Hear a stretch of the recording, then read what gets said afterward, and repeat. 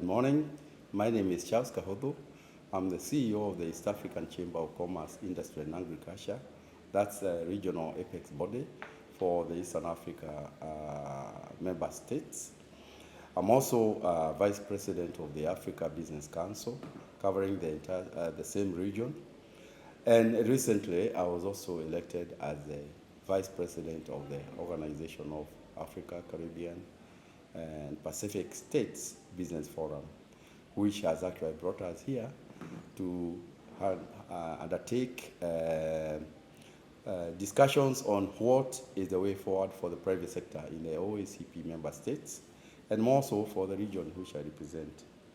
If I may just say the two issues that actually concern us most in the Eastern Africa member states, the region that I represent, one of them is that we need to continue looking at the policy frameworks that support business growth in the region, particularly now that we have had actually very great downsides, economic downsides, due to the COVID pandemic, which actually was with us for the last 2 or so years. And of course, the war in Ukraine, it has actually brought down economies. And you know, we say the private sector is the engine for economic growth.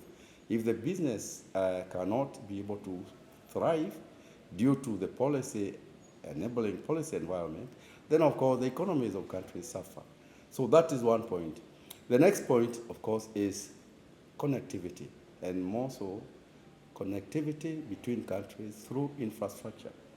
That is very core to facilitating trade, movement of goods and services from one country to the other, so that, in fact, if one country is richly endowed by excessive food production, we can move those to the next country through infrastructure. That is a challenge to us in East Africa. And for us at East African Chamber, we have been actually working towards that, bringing the so-called PPP, Public-Private Partnership Framework agenda, to see how best the private sector can support their governments to be able to drive the infrastructure development agenda, even as we talk about, less resources from the government. So private sector resources are necessary to bridge that gap.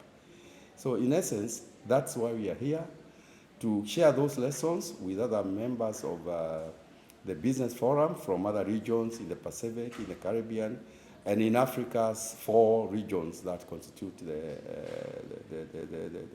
OACPS. And I'll be doing this tomorrow. We are actually interrogating the overarching private sector development strategy that we are revising to see that it captures some of the challenges that we face, and of course we maximize on the opportunities. Thank you very much.